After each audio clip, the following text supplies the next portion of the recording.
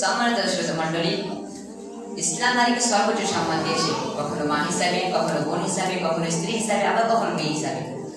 ইসলাম আগমনের আগে সেই জাহিলিয়াতের অন্ধকার যুগে নারীরা ছিল চরম অবহেলিত, ঘৃণিত, অত্যাচারিত, পদদলিত। তখন তাদের বেঁচে থাকার অধিকার গ্রহণ করে নেওয়া হতো। এক সময় ছিল যখন তাদের জীবন্ত মাটিতে পুঁতে ফেলার ঘটনা ঘটছিল। ইসলাম এসে এই বর্বরতার করে দিয়েছে। ইসলাম সম্মান নিয়ে তাদের বেঁচে থাকার অধিকার নিশ্চিত করেছে। এক সময় ছিল যখন তাদের উত্তরাধিকারী সম্পদ থেকে বঞ্চিত করা হতো। ইসলাম তা কঠোরভাবে বন্ধ করে দিয়েছে। ইসলাম তাদের এক নারীর সম্মান, নিরাপত্তা রক্ষায় ইসলাম সব প্রয়োজনীয় বিধান দিয়েছে। পবিত্র কোরআনে সূরা নিসা, যার অর্থ নারী নামে একটি সূরা নাযিল হয়েছে। আমি ইসলামের নারীর সম্মান বিষয়ে কিছু তথ্য সংক্ষিপ্ত করে তুলে ধরার চেষ্টা করবো ইনশাআল্লাহ। একজন নারী যখন মায়ের উপাধি পেয়ে বা মা হয়ে যায়, আল্লাহ তাআলা নারীকে মায়ের মর্যাদা দিয়েছেন। পবিত্র কোরআনে হাদিসে মাকে সর্বোচ্চ সম্মান দেওয়া হয়েছে। আল্লাহ তাআলা সূরা ইসরা আয়াত নম্বর 23 বলেন, وَقَضَى رَبُّكَ أَلَّا تَعْبُدُوا إِلَّا إِيَّاهُ وَبِالْوَالِدَيْنِ إِحْسَانًا। আর তোমার প্রতিপালক আদেশ জারি করেছেন যে তিনি ছাড়া কারো উপাসনা করো না এবং তোমাদের পিতামাতার সঙ্গে সদাচরণ করো।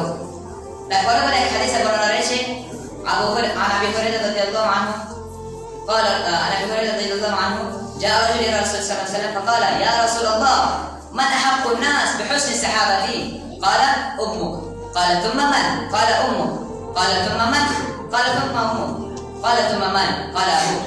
আবু হুরায়রা রাদিয়াল্লাহু আনহু থেকে বর্ণিত, তিনি বলেন রাসূল সাল্লাল্লাহু আলাইহি ওয়াসাল্লাম তিনি বলেন এক ব্যক্তি রাসূল সাল্লাল্লাহু আলাইহি ওয়াসাল্লামকে এসে জিজ্ঞেস করলো, হে আল্লাহর রাসূল, মানুষের মধ্যে আমার সর্বব্যবহারের সর্বাপেক্ষা অধিকারী ব্যক্তি কে? তিনি বললেন তোমার মা। সে বলল তারপর কে? তিনি বললেন তারপরও তোমার মা। সে বলল এরপর কে? তিনি বললেন এরপরও তোমার মা। সে আবার জিজ্ঞেস করলো তারপর কে? তিনি বললেন তারপর তোমার পিতা। এই হাদিস থেকে স্পষ্ট হয়ে যায় যে ইসলাম নারীকে সম্মান দেয়, মর্যাদা দেয় বলে রাসূল সাল্লাল্লাহু আলাইহি ওয়াসাল্লাম এক নারীর বিষয়ে, এক নারীর সম্মানের বিষয়ে এতটা গুরুত্ব করেছেন। নারী যখন স্ত্রী হয়, নারী যখন স্ত্রী হয়ে যায়, তখন তাদের সঙ্গে সৌহার্দ্যপূর্ণ আচরণের আদেশ করা হয়েছে। আল্লাহ তাআলা নারীদের তার বিশেষ নিদর্শন বলে আখ্যা দিয়েছে।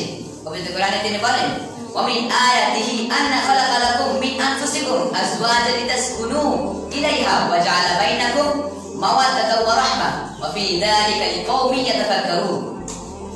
আর তার নির্দেশাবলীর মধ্যে রয়েছে যে তিনি বলেন যে তিনি তোমাদের জন্য তোমাদের থেকে স্ত্রীদেরকে সৃষ্টি করেছেন, যাতে করে তোমরা তাদের কাছ থেকে প্রশান্তি পাও,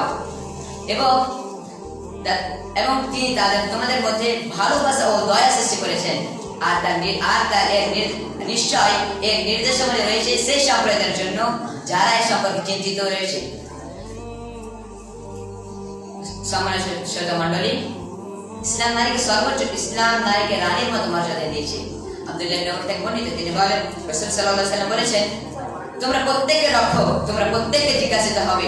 একজন শাসক তার অধীনদের সম্পর্কে জিজ্ঞাসিত হবে, একজন পুরুষ সে তার পরিবারের রক্ষক সেই সম্পর্কে জিজ্ঞাসিত হবে, একজন স্ত্রী তার স্বামীর গৃহের রক্ষক সেই সম্পর্কে জিজ্ঞাসিত হবে, একজন গোলাম তার পরিবারের সম্পদের রক্ষক সেই সম্পর্কে জিজ্ঞাসিত হবে। অতএব তোমরা সাবধান, কারণ তোমরা প্রত্যেকের রক্ষক, তোমরা প্রত্যেকে জিজ্ঞাসিত হবে। সম্মানের সাথে মণ্ডলী, নারী যখন অনাত্মীয় হয়ে যায় বা অপরিচিত হয়, নারী যখন অপরিচিত বা অনাত্মীয়, তখন তাদের সঙ্গে সদাচরণ করা ইসলামের এক সৌন্দর্য। তার প্রতি সম্মান প্রদর্শন করা, তার নিরাপত্তা রক্ষায় দায়িত্ব থাকা বা সচেতন থাকা ইসলামের সবারই দায়িত্ব। ইসলামের ইতিহাসে এক নারী সংগ্রাম রক্ষায় বানু কায়নুকাদের সঙ্গে বড় ধরনের রক্তক্ষয়ী যুদ্ধ সংঘটিত হয়েছিল। এক সাহাবী তার মুসলিম বোনের জন্য নিজের প্রাণ দিয়ে দিয়েছিলেন। সমাজের সাথে মণ্ডলী, এখন আমরা শুনলাম ইসলামের নারীর মর্যাদা। এরপর আমরা কিছু মাত্র ইসলামের নারীর অধিকার শুনি। ইসলাম নারীকে অনেক সংখ্যক অধিকার দিয়েছে। যেমন ইসলাম নারীদেরকে জ্ঞান অর্জনের অধিকার দিয়েছে। ইসলাম মুহাম্মদ সাল্লাল্লাহু আলাইহি ওয়াসাল্লাম বলেছেন, তালাবাল ইলম ফারদাতুন কুল্লি মুসলিম। তিনি আরো বলেছেন, মান সালাকা তারিকান ইয়ালতামিসু ফিহি ইলমান সাহালাল্লাহু বিহি তারিকান ইলাল জান্নাহ। তার আমাদের একটা বিষয় জানার উচিত ছিল যে ইসলামী শরীয়ত আদেশ করা হয় এবং সেটা নির্দিষ্ট করে বলা হয়নি যে এটা নারী বা পুরুষের জন্য, তখন সবার উপর সমান। তার মানে এই হাদিসগুলো আমাদের আমাদের মানে পুরুষ এবং নারী সবার জন্য রয়েছে। তারপর আর ইসলাম তাদেরকে অধিকার দিয়েছেন, তিনি ইসলাম দিয়েছেন তাদেরকে কর্ম তাদের দৈনন্দিন জীবনে কর্ম এবং উপার্জনের অধিকার। আমি এখান থেকে আমার বক্তব্য করছি। পরিশেষে আমি আল্লাহর কাছে দোয়া করি তিনি যেন আমাদেরকে নারীদেরকে সম্মান এবং তাদের অধিকার ক্ষমতা দান করেন এবং নারীদেরকে তাদের জন্য তারা নিজের অধিকারকে ছিনিয়ে নেয়। আমিন এবং আখির দাওয়ানা আলহামদুলিল্লাহি রাব্বিল আলামিন। আসসালামু আলাইকুম ওয়া রাহমাতুল্লাহি ওয়া বারাকাতুহু।